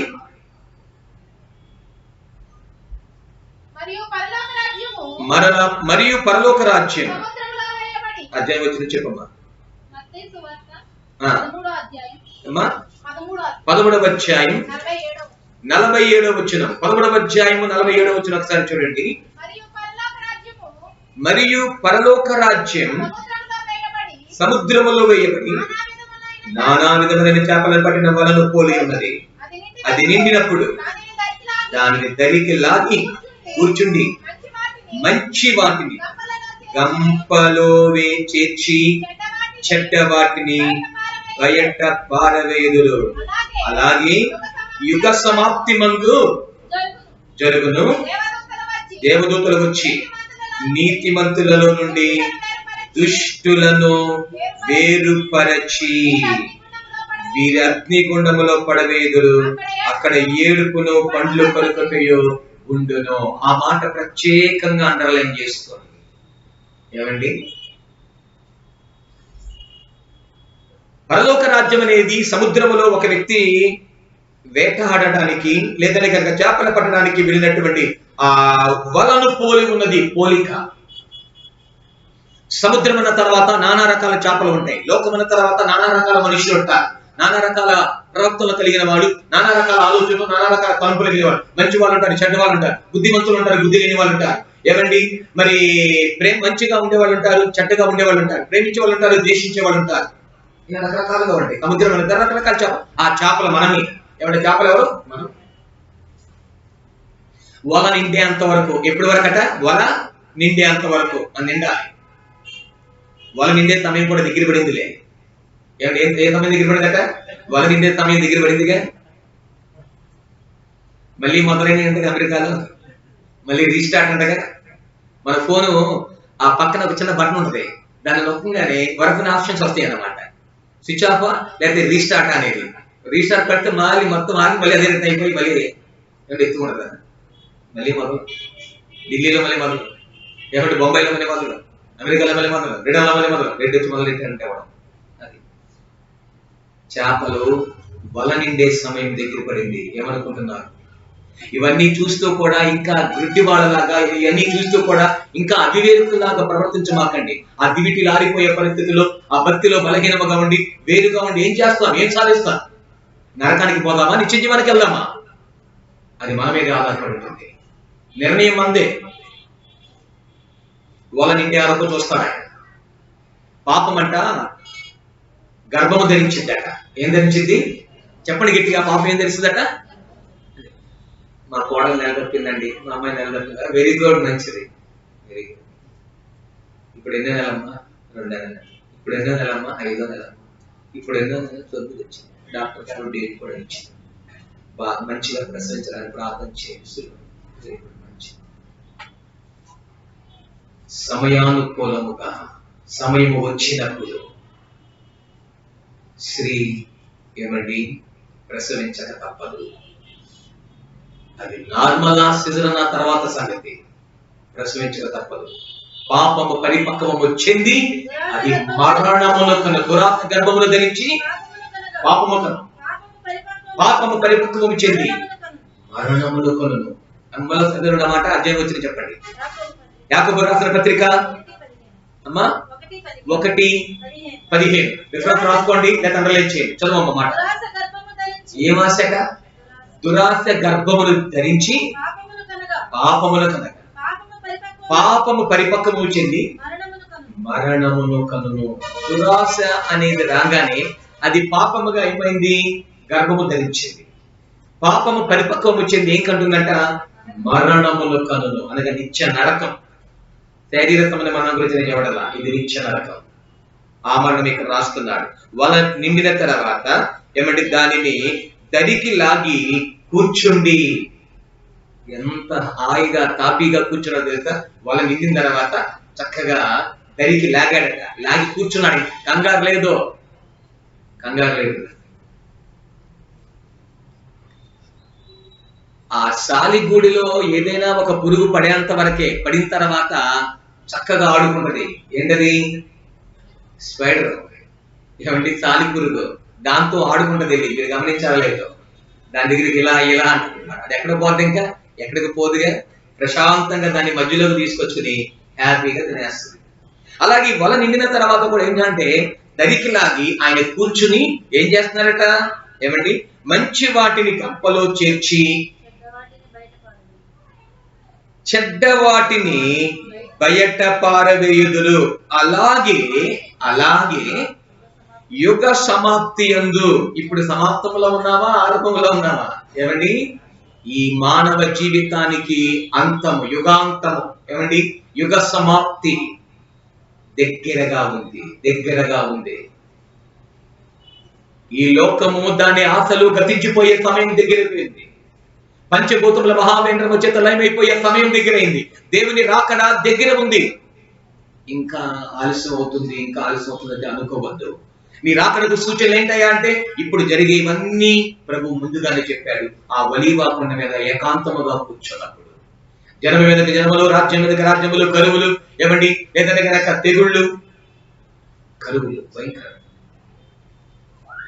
ఉద్యోగాలు లేక, పనులు లేక, వ్యాపారాలు లేక, ఏమండి కరువు, పైకి చెప్పుకోలేని పరిస్థితులు, ఉపద్రవాలు, ప్రతికూలతలు, అనుకూలతలు, అతివృష్టి, అనావృష్టి. లాక్డౌన్ అయిన తర్వాత 4-5 సునామీలు ఏంటండి విచిత్రంగా. ఏమండి ఇట్లా ఎక్కడ చూసిన భయంకర పరిస్థితులు. ఇదంతా ఏంటంటే యుగ సమాప్తి యందు జరుగును.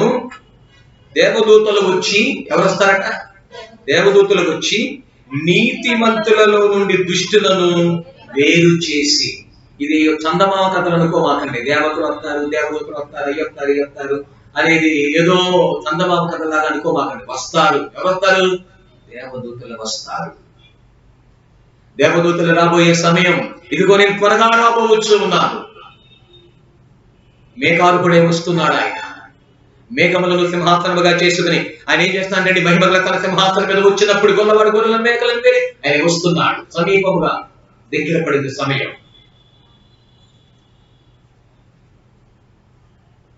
దూతలు వచ్చి నీతిమంతులలో నుండి దుష్టులను వేరుపరచి. ఇక్కడ జాగ్రత్తగా ఆలోచించండి. నువ్వు వేరుగా ఆలోచించావా? నువ్వు దేవుని రాజ్యంలో ప్రవేశించావు. నువ్వు ద్రాక్షావళిని నేను తేగలం మీరు నాకు వేరుగా ఉండి మీరు ఏం చేయలేదు. ఆయన సన్నిధికి దూరంగా ఉన్నావా? ఆయన వాక్యానికి దూరంగా ఆలోచిస్తున్నావా? నాకు బంధువులు కావాలి, స్నేహితులు కావాలి, లోకం కావాలి, లోకాశలు కావాలి, శరీరాశలు కావాలి, లోకంలో ఏదో లగ్జరీగా బ్రతకాలి, లోకంలో ఉన్నవాడిని అనుభవించాలనుకుంటావా? అది వేరు. ఇక్కడ రాస్తున్నాడు, దూతలు వచ్చి నీతిమంతులను దుష్టులను వేరుపరచి వీరిని అగ్నిగుండములో పడవేయుదురు. ఎక్కడ పడేస్తారంట? ఇప్పుడు అర్థమైందా? అమ్మా, వేరుగా ఉంటే ఎక్కడ పడతామో తెలుసా? అగ్నిగుండంలో పడిపోతాం. అది గుర్తుపెట్టుకోండి నాయనరా. వేరుగా ఆలోచన చేసి అగ్నిగుండంలో పడమాకండి హెచ్చరిస్తుంది బైబిల్. తమ్ముడు, చెల్లి, అక్క, అన్న, తల్లి, తండ్రి, బైబిల్ చెప్తుంది వేరుగా ఉండమాకండి. వాక్యానికి విరోధంగా మీ ఆలోచనలు కూడా వేరుగా ఉండకూడదు. అలాగే ఆయన ద్రాక్షవలి మనం తీగలం. వేరుగా ఉంటే మనం ఏం చేయలేం. బయట పారవేయబడి మనుషుల చేత తొక్కబడి అది ఎండిపోయి మనుషులు దానిని పోజేసి అగ్నిలో వేయుదురు అన్నాడు. ఎక్కడ వేస్తారట? అగ్నిలో. ఇక్కడ అదే చెప్పాడు. ఏమని? వీరిని అగ్నిగుండములో పడవేయుదురు, అక్కడ ఏడుపును పండ్లు కొరుకుటయు ఉండును. అక్కడ ఏముంటాయట? చెప్పండి, ఏముంటాయట? చెప్పండి గట్టి, ఏముంటాయట?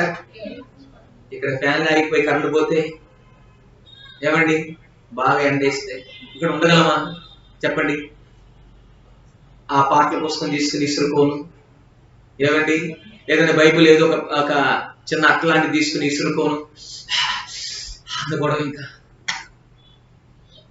ఇప్పుడే తీసుకొచ్చాడు ఈ కరెంటు కూడా తిట్టుకోవడం. సీరియల్స్ చూసేటప్పుడు బాగా తిట్టుకుంటాం అనుకుంటా. ఏమండి? క్రికెట్ మ్యాచ్ వచ్చేటప్పుడు బాగా తిట్టుకుంటారు అనుకుంటా. ఈ తాత్కాలికంగా కొన్ని నిమిషాలు కరెంటు పోతేనే ఉండలేవే, అగ్నిలో ఎలా ఉంటావు?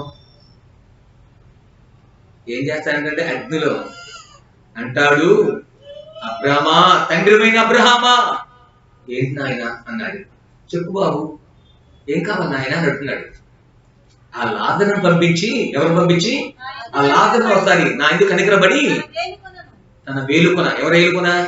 లాజరు యొక్క వేలుకొనతో నీళ్ళలో ముంచి నా నాలుగును చల్లార్చుటకు. ఎవరు పంపించమన్నాడు? లాజరును పంపించమంటున్నాడు. ఈ లోకంలో ఉన్నప్పుడు అసలు లాజరు అంత దూరంలో ఉంచబడదు. కనీసం లాజరు గాలి కూడా అనడానికి పేదోడుగా లేదా చెప్పండి. పేదోడు లెక్క చేయండి. పేదోడు అంటే తక్కువ వాళ్ళ లెక్క చేయండి. పేదోడు లెక్క చేయండి. అప్పుడు మనకి గొప్ప వాళ్ళ ధనవంతుడు, ఐశ్వర్యం.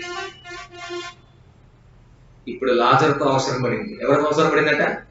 నువ్వు ఎవరినైతే ఇచ్చి అంటావో ఒకరోజు వాడుకొని నీకు అవసరం పడొచ్చేమో. ఎవరినైతే ఇచ్చా అని కాదనుకుంటావో వాడుకొని అవసరం పడొచ్చేమో. రోజులు ఎప్పుడు ఒకే విధంగా ఉండవు. ఎప్పుడు ఇలాగే జరుగుతుంది లైఫ్ అనుకోమాక. ఏ రోజైనా ప్రపంచాలు మొత్తము ఏమండి ఏదో మన భారతదేశం గురించి ఆలోచిస్తే 4 నెలలు బయటికి రాకుండా ఉంటామని ఏ రోజున అనుకున్నామా? చెప్పండి, అనుకున్నామా? ఎవరన్నా ఉన్నాడా 4 నెలలు బయటకు రాకుండా? ఇలాగే జరుగుతుంది ఎప్పుడు అనుకోమాక. ఎనది చెప్తున్నాడు, అక్కడ ఏడుపును పండ్లు కొలుకుటయు. ఏడుపు పండ్లు కొలుకుట అవకాశం లేదు. అబ్రహాం అంటున్నాడు, నీకు అవకాశం అయితే లేదు. జాగ్రత్త, నేను జనములో నుండి మిమ్మల్ని వేరు చేస్తున్నాను. ఎక్కడి నుంచి వేరు చేస్తున్నాడట? జన్మలో నుండి నేను వేరు చేస్తున్నాను. నువ్వు వేరుగా ఉంటేనే ఏమండి ఆ రాజ్య, ఆ స్వాస్థ్యముని నేను మీకు ఇస్తాను, లేదంటే ఆ ఉన్నత రాజ్యాన్ని మీకు ఇస్తాను, అపరలోక రాజ్యాన్ని మీకు ఇస్తానని ప్రభు సెలవిస్తున్నాడు. నాలో ఉండండి, నాతో ఉండండి, నేను చెప్పింది చేయండి. వాక్యం ఏం చెబుతుందంటండి? ఆయన మీతో చెప్పున్నది చేయండి. కనుక మన లేవియ కాండములో ఆ 20వ అధ్యాయంలో మనం గమనించినట్లయితే ఇలా అంటున్నాడు, నేను మీతో చెప్పిన మాట ఇదే. నేను మీ మధ్యలో ప్రకటించే సువార్త ఇదే. గడ్డి ఎండును పువ్వులు రాలు, మానవుని అందమంతయు గడ్డి వలె ఉన్నది, గడ్డి ఎండును పువ్వు రాలు. దేవుని వాక్యం నిరంతరం వెలిచిన మీ మధ్యలో ప్రకటించే సువార్త ఇదే. ఈ వాక్యమే నేను మీతో చెప్పిన మాట ఇదే. మీరు వారి భూమిని స్వాస్యముగా పొందుదురు, అది అనగా పాలు తేనెలు ప్రపంచ దేశము మీకు స్వాస్యముగా ఉండునట్లు దానిని మీకిచ్చెదను. ఏమండి? మీకు స్వాస్యముగా ఉండునట్లు దానిని మీకిస్తా, నేనిస్తా. నేనే మార్గము, నేనే సత్యము, నేనే జీవము, నా ద్వారా తప్ప ఎవడక్కడికి వెళ్ళలేడు. అది ఇచ్చేది నేనే. పరలోకం ఇవ్వాలన్నా దేవుడే, నరకం ఇవ్వాలన్నా ఆయనే. గొర్రెలకేమో పరలోకం ఇచ్చాడు, మేకలకేమో నిత్య నరకాన్ని ఇచ్చాడు. వలేసేది ఆయనే. ఈ లోకం సముద్రంతో సూచన, అందులో చేపలు మనమే. మంచి వాటిని వేటిని తీస్తానట? మంచి వాటిని. కొరమేలు మంచిది. ఏమండి? పొండుగప్ప మంచిది. బొచ్చ మంచిది. 250 కేజీ మంచిది. ఏది? పులస. ఏంటిది? పులస. ఈస్ట్ వెస్ట్ గోదావరిలో కొత్తగా నీళ్ళు వచ్చినప్పుడు గోదావరి ఎదురు వస్తూ ఉంటాయి అన్నమాట. పులస మంచి. వాటన్నిటినీ ఏరి ఏంటంటే వాటన్నిటినీ మన టీవీలో న్యూస్ లో చూపించారు. టీవీ 9 రియల్ గా షూట్ చేసిన విషయం. మనం ఒక చేపలు బతుకునే బలైతే నేర్పుతున్నాం కదా. ఈ చికెన్ షాప్ లో పోజేసినటువంటివన్నీ వేస్ట్ పదార్థం. అంటే వాటి పేగులు, ఏమంటే తోలు, ఇంకా మిగిలిన నాటి కాళ్ళు రకరకాలుగా ఉంటాయిగా. అవన్నీ ఒక ప్లాస్టిక్ డబ్బాలో, ఇంత డబ్బాలో ఏం చేస్తారంటే చికెన్ షాప్ వాళ్ళు దాంట్లో వేస్తారు మొత్తం. సండే వచ్చేప్పటికి ఒక వ్యాన్ ఏం చేస్తా ఉంటుందంటే వీటన్నిటిని కలెక్ట్ చేసుకుని వెళ్తుంది. ఇవి నేను ఏం చేశాను, ఇవన్నీ ఏం చేస్తారా అని ఏం చేశానంట, వాడు వెనకే వెళ్ళాడంట. ఆడికి తెలవకుండా ఫాలో అయ్యి ఇవన్నీ ఏం చేస్తానంటే తీసుకెళ్ళి చేపల చెరువులు ఉంటాయిగా. ఏ చెరువులు? చేపల చెరువులు ఉంటాయిగా. ఈ తీసుకెళ్లి మిషన్ లో వేస్తున్నారంట. ఏం చేస్తుందంటే కట్ చేసేసి ఆ ఏరు ద్వారా ఏమవుతుంది, చెరువులోకి వెళ్ళిపోతాయంట. చిన్న చిన్న పీసులుగా కట్టే చెరువులకి. ఏం తింటున్నాయి చెప్పండి? ఏం తింటున్నాయి చెప్పండి గట్టిగా? చేపలు. అసలు అడిగి ఏమవుతుంది? మ్యాథ్ ఏంటి? ఏమండి? ఆ కండే తెలుసుగా అవి. ఏమండి? వాటిని వాళ్ళు కొని, ఆ గింజల్లో కొని వాటిని నానబెట్టి వాటిని ఉండలుగా చేసేయాలి. వాస్తవంగా అయితే వాటికి వేస్తున్న మేత, ఇంకా రకరకాల మేత. వీళ్ళు ఏ మేత వేస్తున్నారట? కోడిలో ఉన్న వ్యర్థ పదార్థాలన్నీ వేస్తారు. అవి తింటున్నాయి. దానివల్ల మనకేమైంది? మనకు కూడా వస్తుంది కదా తేడా. చెరువు పాడైపోతుంది కదా. ఏమండి?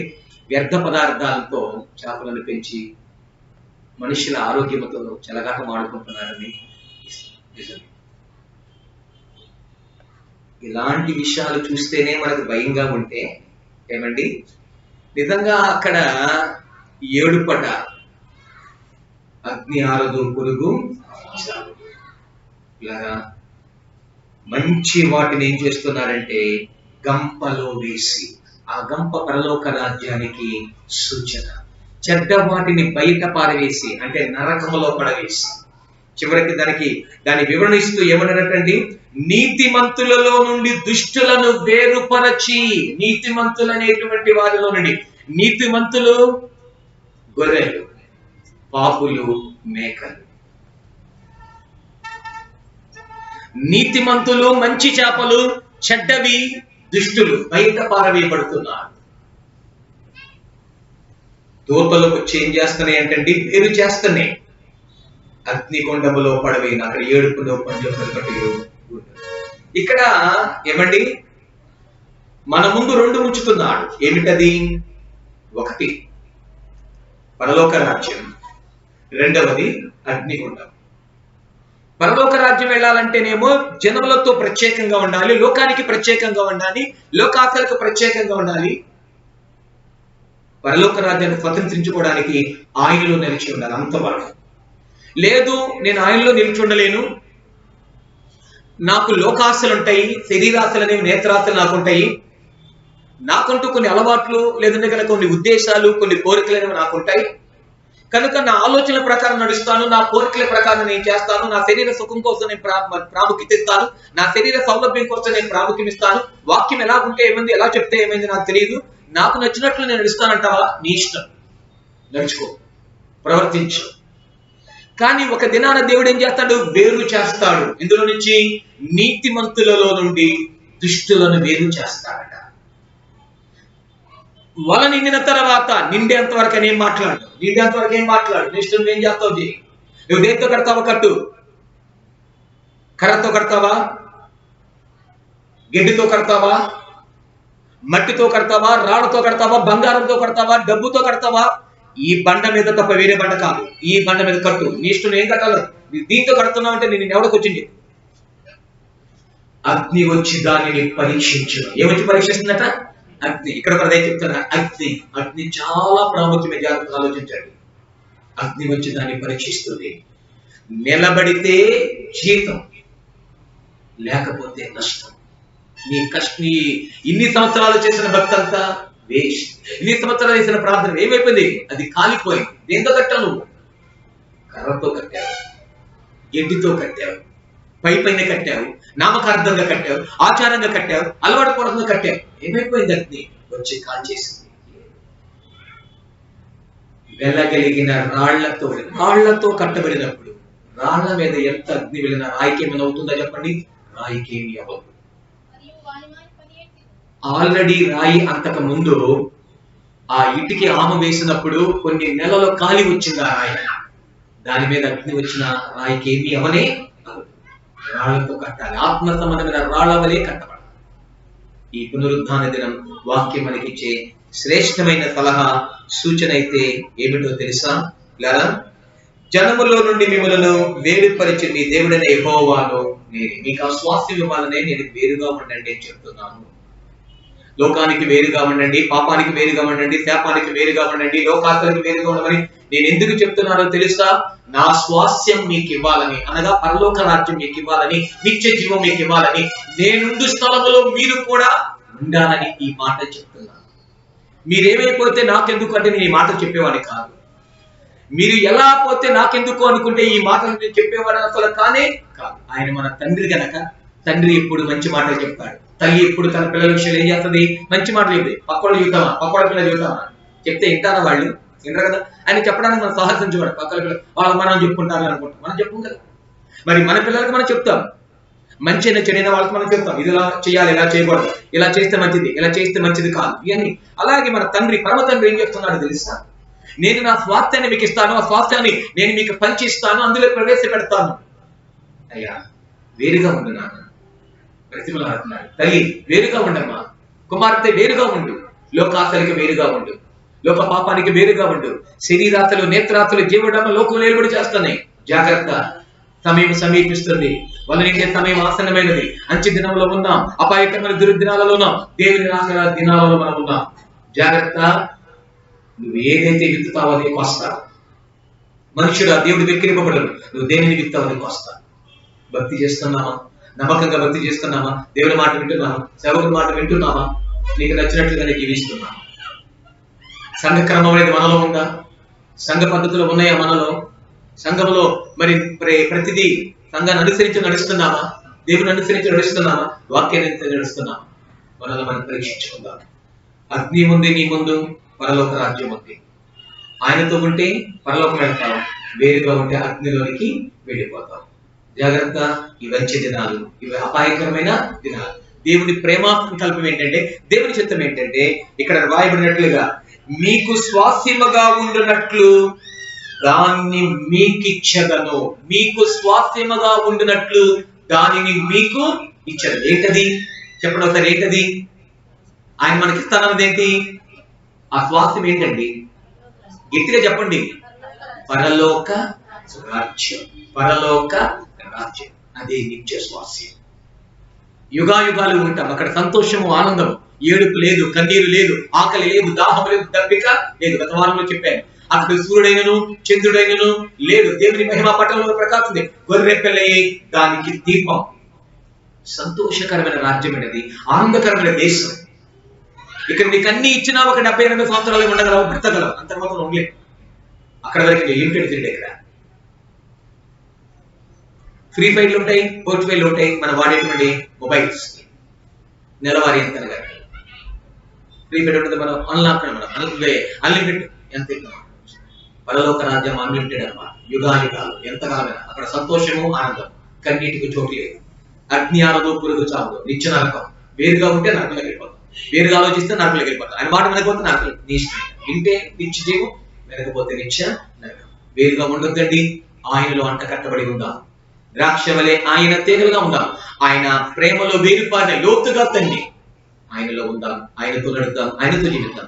మంచిగా భక్తి చేసుకుందాం. ప్రతి పునరుద్ధాన దేవుడి మందిరంలో నమ్మకంగా ఆరాధిస్తూ మన ఇంట్లో కూడా చక్కగా మరి బలిపీఠములు కట్టి, అనగా దేవుడి ప్రార్థన సన్నిధిని మనం కలిగి ఉండి చక్కగా వాక్యాన్ని చదువుకుంటూ, వాక్యం ఏం చెప్తుందో ఆ ప్రకారంగా పిల్లలకు మనం ఎలా మంచి మాటలు చెప్తామో, ఎలా నడవాలన్నాడో అలాగే దేవుడు కూడా మన తండ్రి ఆయన మనకు మంచి మాటలు చెప్తున్నాడు. మంచి కాపరి గొర్రెల కొరకు ప్రాణము పెట్టెను. జీతగాడు ఆయన జీతగాడు కాదు, మంచి కాపరి మన కోసం ప్రాణం పెట్టిన గొప్ప కాపరి. ఆ కాపరి అడుగు జాడలో నడుపుదాం, నిత్య జీవాన్ని స్వతంత్రించుకుందాం. ఈ మంచి దినాలు పిల్లారా దేవుని దూత రాబోతుంది త్వరగా. నీతిమంతుల్లో దుష్టులను వేరు చేసి నరకములో పడేస్తుంది. అక్కడ ఏడుపును పండ్ల కొరకు అగ్ని ఉంది. జాగ్రత్త. అజ్ఞ ఏమండి? ఆనందమా? ఏడుప సంతోషమా? నరకమా నిత్య జీవమా? కలిసి ఉంటే ఆయనతో నిత్య జీవం, వేరుగా ఉంటే నిత్య నరకం. కానీ ఒకటి మాత్రం వాస్తవం, ఆయన వేరు చేసే సమయం మాత్రం జాగ్రత్త రాబోతుంది. గొర్రెలను మేకలను వేరు చేసేసాడు. సిద్ధపడిన కన్యకలు, సిద్ధ లేని కన్యకలు వేరు చేసేసాడు. బుద్ధి గల కన్యకలు, బుద్ధి లేని వారిని వేరు చేసేసాడు. ఇంకా చెప్పాలి చాలా రెండు మాటలు ఉన్నాయి. మరి ఒక వ్యక్తి గోధుమ పంట వేశాడు, అందులోకి గురుగులు ఎలా వచ్చేసాయి. పని వాళ్ళు అంటున్నారు, వెళ్ళి అయ్యా ఆ గురుగులు పీకేసామంటావా అని తోట యజమానితో అన్నప్పుడు, ఆ వ్యవసాయంలో ఆ యజమానికి అన్నప్పుడు యజమాని అన్నాడు, వద్దు. ఒకవేళ గురుగులు పీకేటప్పుడు మంచి గోధుమలు కూడా పీకేస్తావు, గోధుమ మొక్కలు కూడా వచ్చేస్తాయి, అలా చేయమాక. రెండిటిని పెరగని అర్థం చేసుకోండి. నాకు చూడండి, రెండిటిని పెరగనియండి, అప్పుడే పీకొద్దు. అయ్యా గురుగులు పీకేస్తామంటారు పనివాడు. యజమాని దగ్గరికి వచ్చి వద్దు, రెండు పెరగని అన్నాడు. కొంతకాలం పెరిగే వరకు దేవుడు ఊరుకుంటాడు, చూస్తాడు. ఇక గోధుమ కోత కాలం రాగానే ఈ గురుగులను గోధుమలను ఏం చేశారట? వేరు చేశాడు. గురుగులను కోసేసి అగ్నిలో పడవేస్తారు. ఎక్కడ పడేస్తారండి? అగ్నిలో వేసేస్తాడు. మనం గురుగులమా గోధుమలమా? మేకలమా గొర్రెలమా? మంచివా చెడ్డమా? నిర్ణయం మీదే. మంచిగా ఉండాలంటే దేవునితో స్నేహం చేయండి, పరిశుద్ధులుగా ఉండాలంటే దేవునితో స్నేహం చేయండి. క్రీస్తు యేసుకు కలిగిన ఈ మనస్సు మీరును కలిగి ఉండండి. లేదు నా మనస్సు ప్రకారం నడుస్తాను, నా కోరికల ప్రకారం నడుస్తాను, నా ఉద్దేశాల నడుస్తావా? నీ కొరకు నిత్య నరకము కాచుకుని ఉన్నది, ఎదురు చూస్తుంది. నిత్య జీవము కూడా చేతులు చాచి ఎదురు చూస్తుంది. దీనివల్ల ఆయన ఎదురు చూస్తూ ఉన్నారు. ఆయన మాట వింటే మేలు, క్షేమము, ఆశీర్వాదం మనం ఫలించి అభివృద్ధి చెందుతాము. ఆ స్వాస్థ్యాన్ని దేవుడు మనకిస్తానని వాగ్దానం చేస్తున్నాడు. జన్మలో నుండి వేరు చేసిన దేవుడిని యెహోవాను నేనే, నీ దేవుడిని యెహోవాను నేను వేరు చేసే దేవుడు. లోకంలో మిమ్మల్ని వేరు చేస్తాను, లోకాత్మను వేరు చేస్తాను, పాపను వేరు చేయడానికి లోకానికి వచ్చాను. పరిశుద్ధులుగా నిర్దోషులుగా చేసి నిత్య జీవానికి ఆయన వారసులుగా చేస్తాడు.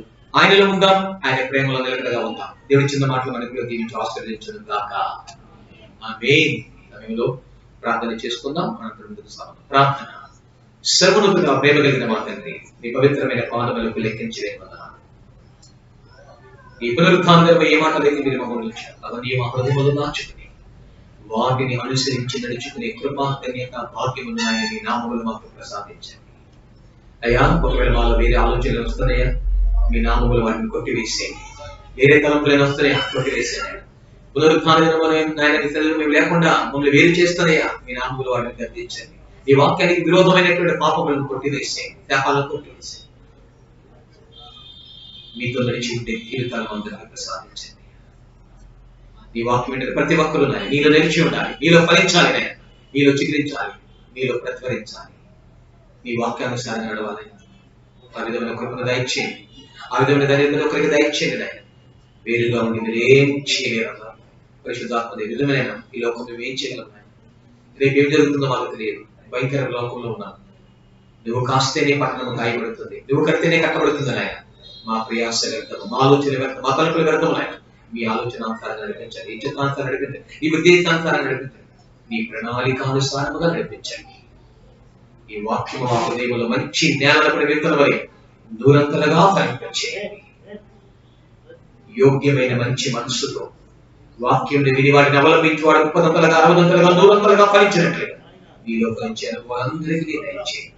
లోకాతులు కొట్టుకుని, శరీరాతులు కొట్టుకుని, నేత్రాతులు కొట్టుకుని, ఇదంతా లోకంలో మనం కయ్యూని బట్టి వాడమే ఉండరాదు అంటున్నాడు. వాడు దుష్టత్వం బట్టి ఎవరు దుష్టత్వం దుష్ట ఆలోచన, దుష్టం ఎవరిలో పనిచేయకుండా దైవస్థానంగా ఆలోచన, దైవస్థానం ఉద్దేశం, ఆత్మానుసారం నడుచుకుంటే ప్రియుడు ఆత్మీయంగా వర్తించిన ప్రకారం అన్ని విషయంలో సౌఖ్యముగా ఉంది అన్నాం. అందరూ సౌఖ్యముగా, సంతోషంగా, ఆనందంగా ఉన్నట్లుగా కృప చూపించమని ఈ వాక్యము మా హృదయంలో మంచి అది వేదన ఫలించినట్లుగా సహాయం తీయగలిగిన తోట వహించి యేసు నామములో అడుగుచున్నాం పరమ తండ్రి. ఆమేన్.